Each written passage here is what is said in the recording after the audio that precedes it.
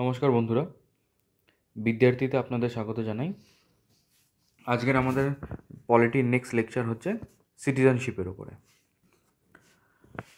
So friends, সিটিজেনশিপের উপরে লেকচারটা start করার আগে আমরা দুটো কনসেপ্ট যেটা আমাদের এগিয়ে যাওয়ার জন্য খুব ইম্পর্টেন্ট, সেই দুটো কনসেপ্টকে আমি এক্সপ্লেন করব। একটা তো হচ্ছে হোয়াট ইজ সিটিজেনশিপ, সিটিজেনশিপ জিনিসটা কী, এটা একটা জিনিস। Secondly, what is nation. ঠিক আছে, এই দুটো কনসেপ্টকে আমি আগে এক্সপ্লেন করার চেষ্টা করব। তাহলে সিটিজেনশিপটাকে বোঝার জন্য আপনি ধরে নিন যে একটা ক্লাব আছে। ওকে, ধরুন একটা ক্লাব আছে এ, এখানে 10 জন এসে মেম্বারশিপ নিল। ঠিক আছে, 10 জন মেম্বারশিপ নিল। এবার কি হবে, এই ক্লাবের কিছু রুলস অ্যান্ড রেগুলেশন থাকবে যেগুলো এই 10 জন মেম্বার্সের উপরে অ্যাপ্লাই হবে। এবার এই ক্লাবের যদি ওরা মেম্বারশিপ নিয়ে থাকে তাহলে এখানে কিছু প্রিভিলেজেস থাকবে। যেমন ধরুন হতে পারে এটার আন্ডারে এখানে গলফ খেলা যাবে, এখানে সুইমিং করা যাবে।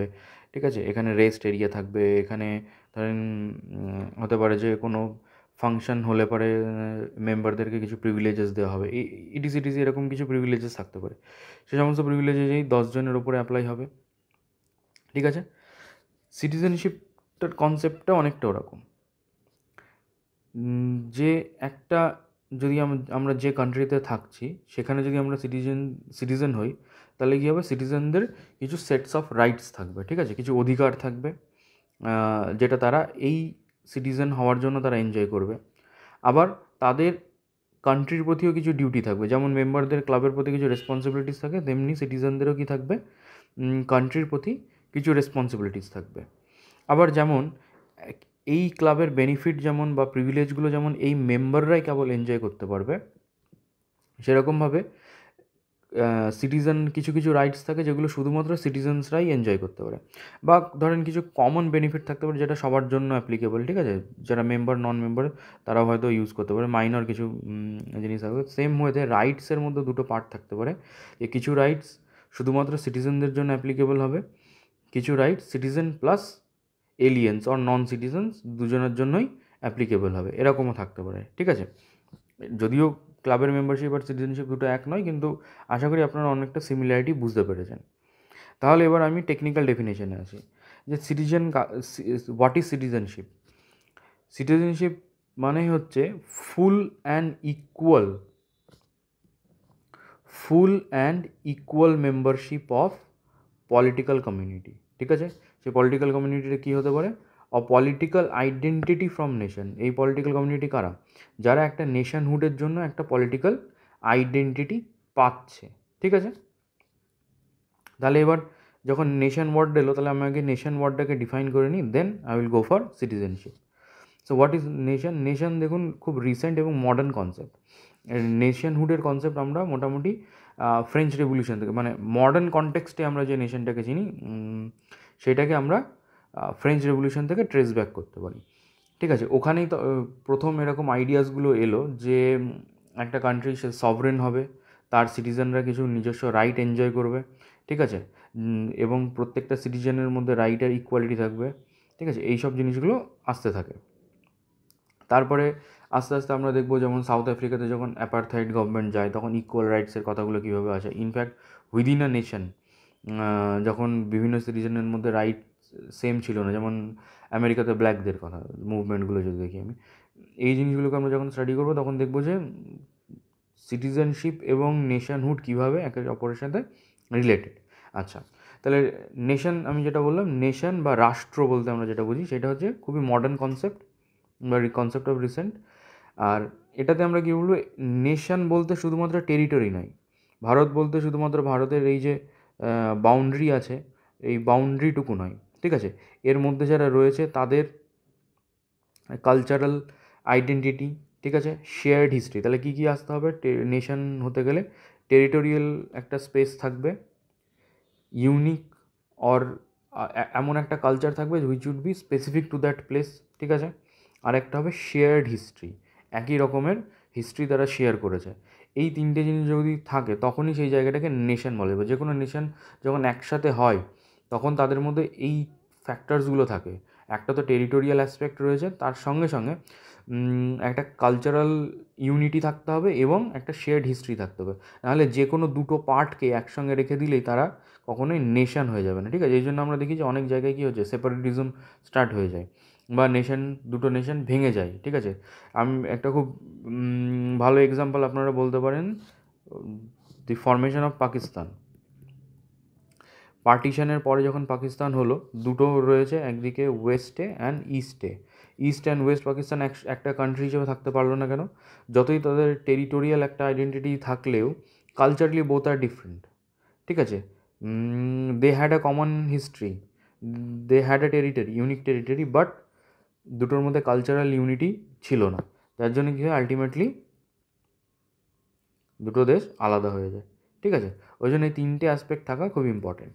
আচ্ছা, এবার যখন আমরা নেশনটাকে মানে ডেসক্রাইব করে নিলাম, তারপর কি আসবে, নেশন থেকে আসবে একটা ন্যাশনাল আইডেন্টিটি আসবে। যেমন আমি যখন বলবো নিজেকে অ্যাজ এ ইন্ডিয়ান, কেউ যদি নিজেকে অ্যাজ আমেরিকান বলে বা জার্মান বলে, তাহলে তার ন্যাশনাল আইডেন্টিটিটা কী থেকে আসছে? তার ন্যাশনাল আইডেন্টিটি কি? National identity is simply a political identity that is shared by all members. ওই কান্ট্রির সমস্ত সিটিজেনরা যে আইডিয়াটাকে শেয়ার করছে, সেটাই হচ্ছে ওর national identity. Okay, political identity share by all members, ঠিক আছে? ক্লিয়ার আছে? এবার তাহলে সিটিজেনশিপের মধ্যে কী কী অ্যাসপেক্ট আমরা ডিসকাস করব। একটা হচ্ছে, প্রথমে দুটো জিনিস বলি। একটা হচ্ছে সিটিজেনশিপ মানে ফুল মেম্বারশিপ অ্যান্ড ইকুয়াল মেম্বারশিপ। তার মানে কোনো দুটো সিটিজেন আলাদা নয়, ঠিক আছে? দুজনের মধ্যে কী হবে, ইকুয়াল রাইটসের ডিস্ট্রিবিউশন থাকবে। আর ফুল কেন বলছি, যা কনস্টিটিউশনাল লিগাল রাইটস থাকবে সেটা ইন এন্টায়ারিটি প্রত্যেকটা সিটিজেন এনজয় করবে। নন সিটিজেনরা কী করতে পারে, কিছু রাইটস এনজয় করতে পারে, কিছু রাইটস নাও এনজয় করতে পারে, কিন্তু a citizen will enjoy all the rights. Okay, তো সিটিজেনশিপ পড়ার ক্ষেত্রে দুটো জিনিস হচ্ছে, দুটো রিলেশন আসবে। একটা হচ্ছে relation between the citizen and the nation. তার মানে যে কনস্টিটিউশনাল অ্যাসপেক্ট, যে আমার কনস্টিটিউশন আমাকে কী কী ফান্ডামেন্টাল রাইট দিচ্ছে, কী কী লিগাল রাইটস দিচ্ছে, ঠিক আছে?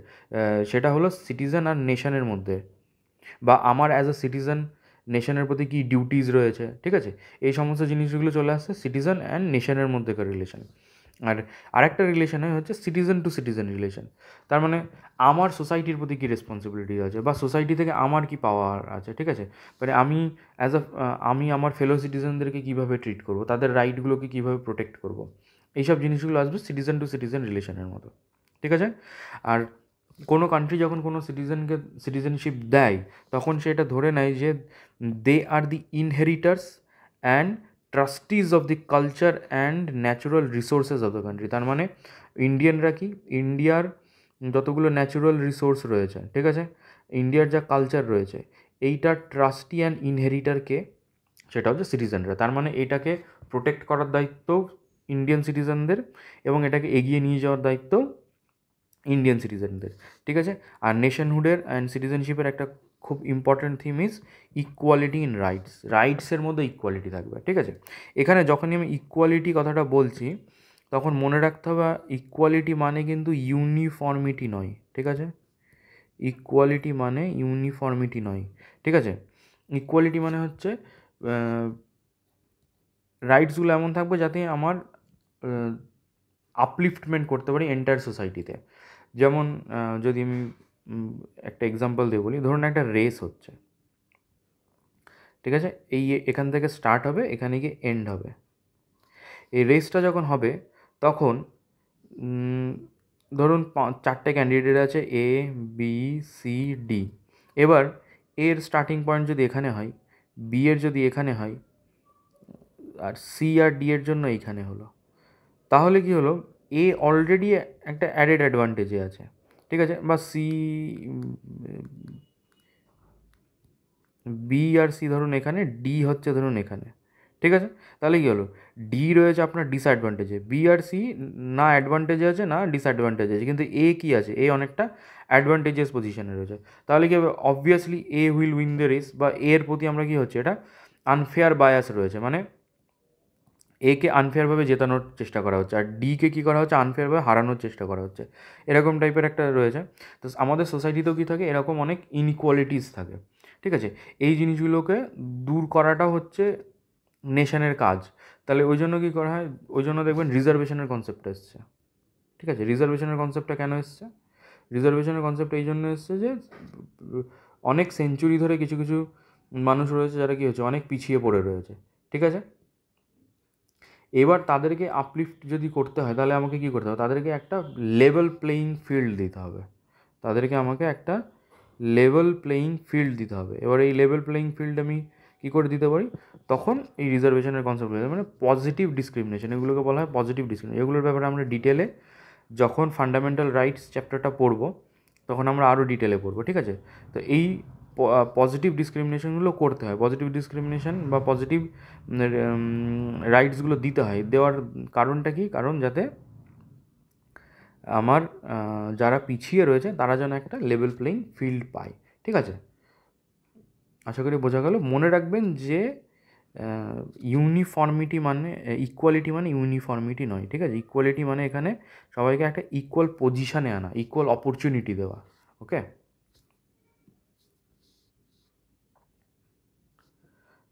আচ্ছা, এবার আমরা যাই। আচ্ছা, পিপল অফ ইন্ডিয়াকে, মানে ইন্ডিয়াতে যারা রয়েছে প্রেজেন্টলি, তাদেরকে আমরা কীভাবে ভাগ করতে পারি, দুটো ভাগে ভাগ করতে পারি। একটা হচ্ছে সিটিজেন অফ ইন্ডিয়া, আর একটা নন সিটিজেন্স, এদেরকে এলিয়েন্সও বলছি, ঠিক আছে। নন সিটিজেন যারা এখানে বিলং করে না। সিটিজেন আবার দু রকমের হতে পারে, নন রেজিডেন্ট অ্যান্ড রেজিডেন্ট। রেজিডেন্টকে যে মোর দ্যান 180 ডেজ কান্ট্রিতে থাকে সে হচ্ছে রেজিডেন্ট ইন্ডিয়ান। যে মোর দ্যান 180 ডেজ বা লেস দ্যান 180 ডেজ থাকে, মানে 180 ডেজ থাকছে না, সে হচ্ছে নন রেজিডেন্ট। সিটিজেনরা কি, they will enjoy all the fundamental rights available, যতগুলো ফান্ডামেন্টাল রাইটস আছে সবটাই তারা এনজয় করবে, plus other rights also. For example, right to vote, এটা একমাত্র সিটিজেনরা এনজয় করবে অবভিয়াসলি, ঠিক আছে। বাইরের কেউ আছে সে রাইট টু ভোট পাবে না, ঠিক আছে। তাহলে ফান্ডামেন্টাল রাইটস, সমস্ত ফান্ডামেন্টাল রাইটস তো এনজয় করবেই, প্লাস আদার লিগাল রাইটস যেমন রাইট টু ভোট, এগুলোকে ওরা এনজয় করবে। এলিয়েন আর নন সিটিজেনকে আমরা দুটো পার্টে ডিভাইড করতে পারি। একটা যাদের ভ্যালিড ভিসা আছে, ঠিক আছে, তার মানে এরা লিগালি এসছে। আর একটা যাদের ভ্যালিড ভিসা নেই বা ভিসা ইনভ্যালিড হয়ে গেছে, মানে তারা ওভারস্টে করে গেছে, ঠিক আছে, এরকমও সিচুয়েশন হতে পারে। আচ্ছা, ভ্যালিড ভিসা যাদের আছে তারা আবার দুটো ক্যাটাগরিতে আসতে পারে। একটা ফ্রেন্ডলি নেশনের এলিয়েন্স বা সিটিজেন, আর একটা এনিমি নেশন। আচ্ছা, এনিমি নেশন বলতে কি, এখানে এনিমি নেশন তাকেই বলবো যার সঙ্গে ইন্ডিয়া ওয়ার ডিক্লেয়ার করেছে। ইন্ডিয়ান গভর্নমেন্ট যদি বলে যে we are at war with this country, only that country will be taken as enemy state, ঠিক আছে। এরকম নয় যে ইন্ডিয়ার পাকিস্তানের মধ্যে কিছু ডিসপিউট চলছে তার জন্য আপনি পাকিস্তানকে এনিমি স্টেট বলবেন। এনিমি স্টেট বলা যায় না, কারণ কি গভর্নমেন্ট এখনও ডিক্লেয়ার করেনি। ইন্ডিয়া চায়নার মধ্যে কিছু ল্যান্ড হোক বা কিছু নিয়ে ডিসপিউট চলছে বা অন্য কোনো ইস্যু নিয়ে ডিসপিউট চলছে, আপনি নিউজ পেপারে পড়লেন, তার মানে এই নয় যে চাইনিজ গভর্নমেন্ট ইন্ডিয়ার এনিমি হয়ে গেছে, ঠিক আছে।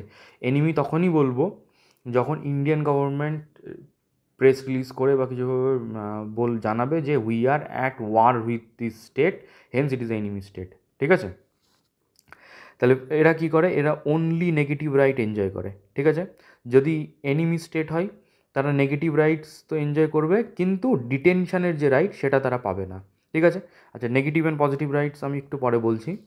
আচ্ছা, ইনভ্যালিড ভিসা যারা আছে তারা দু রকমের হতো। এক হতো রেফিউজি কাদেরকে বলবো, যারা নিজেদের ওয়ারের জন্য হোক বা রিলিজিয়াস প্রসিকিউশনের জন্য হোক, যারা কী করেছে নিজের দেশ ছাড়তে বাধ্য হয়েছে। যেমন 1971 ওয়ারের আগে যখন বাংলাদেশিদের ওপরে খুব অত্যাচার হয়েছে, তখন আমাদের এদিকে কি ভুরি ভুরি রেফিউজিস এসেছিলো, ঠিক আছে। তা রেফিউজি কারা, যে কোনো কারণে হোক নিজের হোম কান্ট্রি ছেড়ে যদি অন্য কান্ট্রিতে যেতে হয় তাদেরকে আমরা রেফিউজি বলবো। অ্যান্ড ইললিগাল মাইগ্রেন্টস কারা, যারা ইনভ্যালিড বা ভ্যালিড ডকুমেন্ট ছাড়াই ট্রেস পাস করে এসছে, এরা কিন্তু রেফিউজি নয়, ঠিক আছে। এরা ট্রেস পাস করে কান্ট্রিতে ঢুকেছে উইথ ইউজিং ইললিগাল মিনস, ঠিক আছে।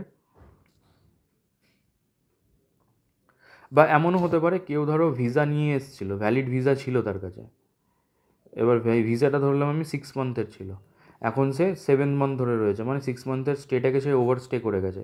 এরকম সিচুয়েশনেও তাকে ইললিগাল মাইগ্রেন্টই ধরা হবে, ঠিক আছে। আচ্ছা, ফান্ডামেন্টাল রাইট আমরা যখন পড়বো তখন এই পজিটিভ আর নেগেটিভ রাইটসের ব্যাপারে পড়বো। নেগেটিভ রাইটস আমি যদি সিম্পল ল্যাঙ্গুয়েজে বলি তাহলে সেইগুলোকে আমরা নেগেটিভ রাইটস বলবো, যেগুলো হচ্ছে স্টেটের ওপরে কোনো রেস্ট্রিকশান ইম্পোজ করবে, ঠিক আছে, সেগুলো হচ্ছে নেগেটিভ রাইটস। আর কিছু রাইটস আছে যেটা স্টেটকে বলে যে তুমি কিছু অ্যাফার্মেটিভ অ্যাকশন নাও, সেই ধরনের রাইটসকে আমরা বলবো পজিটিভ রাইটস, ঠিক আছে। তো এই positive rights will be only available to citizen, আর এই negative rights both citizen and non citizen দুজনারই অ্যাপ্লিকেবল হয়, ঠিক আছে। ওকে, তো আমাদের কনস্টিটিউশনের কোন পার্টে সিটিজেনশিপ ডিফাইন করা আছে? পার্ট 2-তে সিটিজেনশিপ ডিফাইন করা আছে। কোথা থেকে কোথায়? আর্টিকেল 5 to 11, ঠিক আছে। আচ্ছা, মনে রাখবেন যে কনস্টিটিউশনে যে সিটিজেনশিপের কথা বলা আছে, কনস্টিটিউশনের পার্ট 2-তে যে সিটিজেনশিপের কথা বলা আছে, that deals only with the citizenship at the time of commencement of the constitution. তার মানে 26শে জানুয়ারি 1950 এই দিনে যখন কনস্টিটিউশন লাগু হয়েছে, সেই সময় দাঁড়িয়ে কারা কারা ইন্ডিয়ান সিটিজেন এবং কারা ইন্ডিয়ান সিটিজেন নয়, এইটা একমাত্র কনস্টিটিউশনে বলা আছে। পরে কে সিটিজেনশিপ পাবে কে পাবে না সেটা কিন্তু কনস্টিটিউশনে বলা নেই।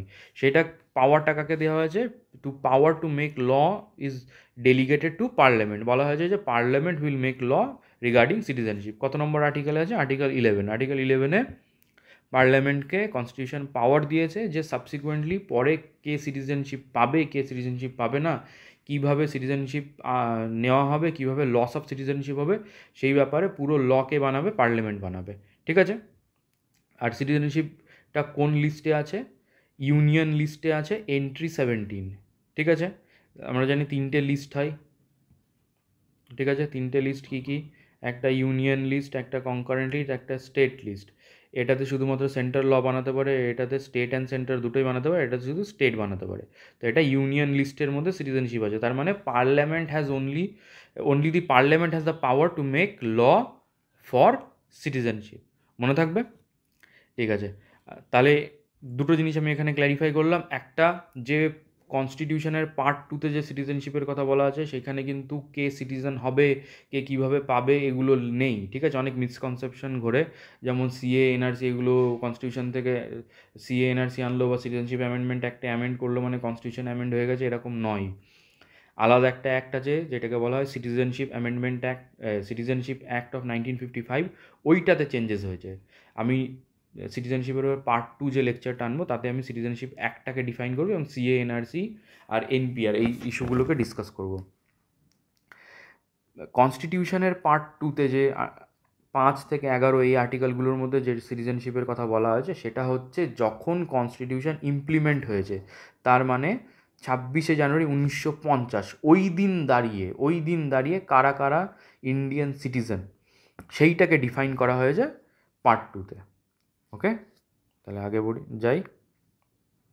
হ্যাঁ, ফার্স্ট আর্টিকেল হচ্ছে আমার আর্টিকেল 5। আর্টিকেল 5 কী বলছে?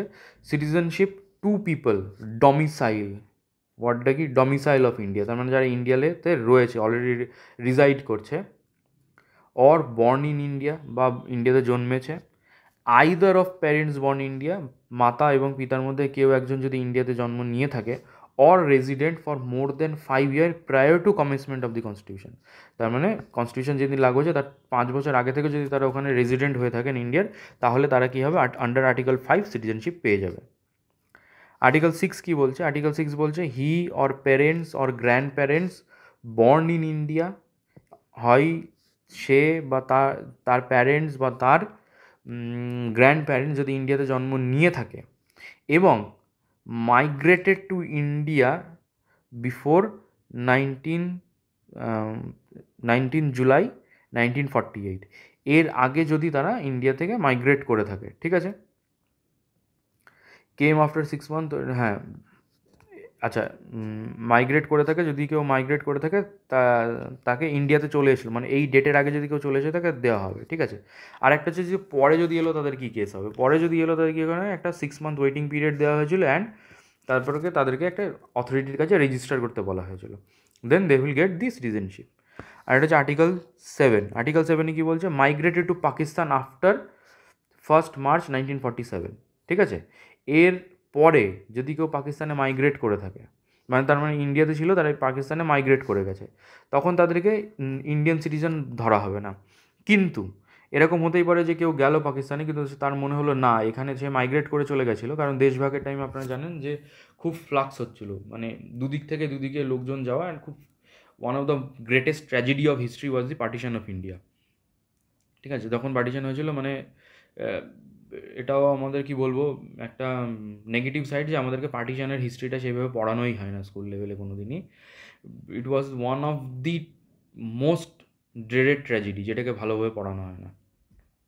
যাই হোক, তো প্রচুর লোক এদিক থেকে ওদিক, এদিক থেকে ওদিক হয়েছিল। সেই জিনিসটাকে মাথায় রেখে কনস্টিটিউশন মেকাররা ভেবেছিলেন যে যারা পাকিস্তানে মাইগ্রেট করে চলে গেল, কিন্তু তাদের মনে হলো যে আমি আবার ফেরত আসবো ইন্ডিয়াতে, তাদের জন্য একটা রুম দেওয়া হবে।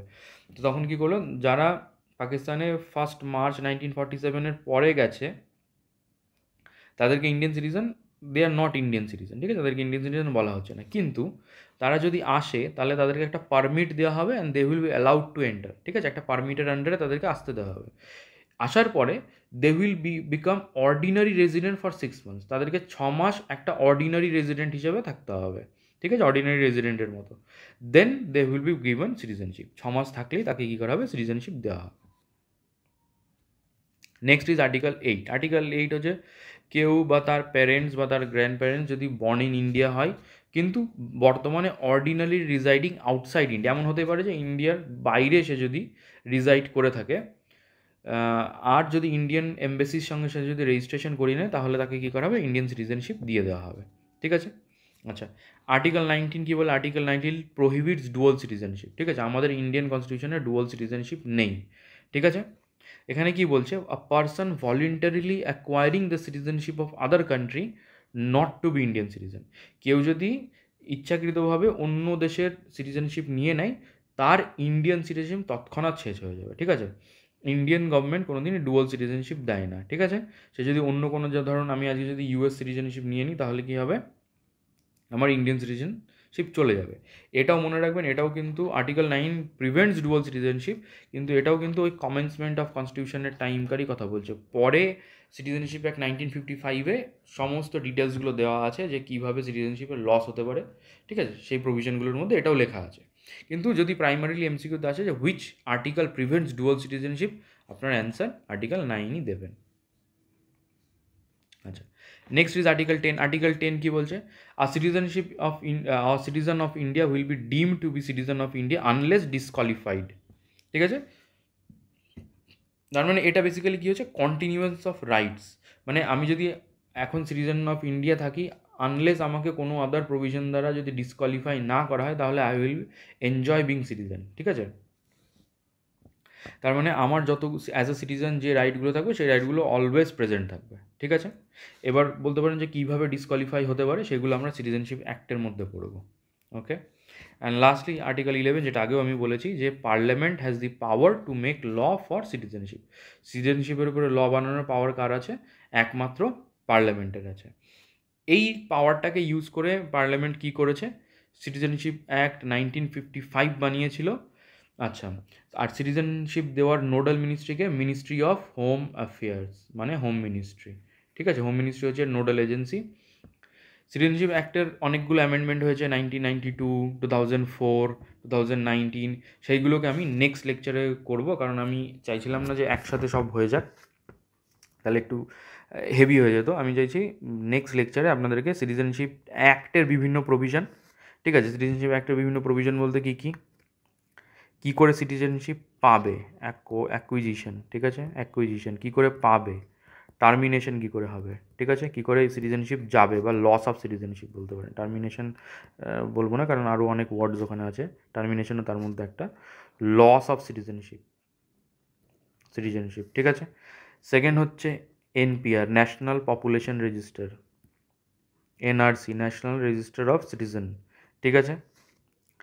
আর 2019-এর অ্যামেন্ডমেন্ট, ঠিক আছে। এই জিনিসগুলোকে আমি একটু ডিটেলে পড়াতে চাইছি, সেই জন্য আমি কী করব, আমার পার্ট 2 যে লেকচারটা আছে সিটিজেনশিপের ওপরে, তার মধ্যে এই জিনিসগুলোকে ডিসক্রাইব করব।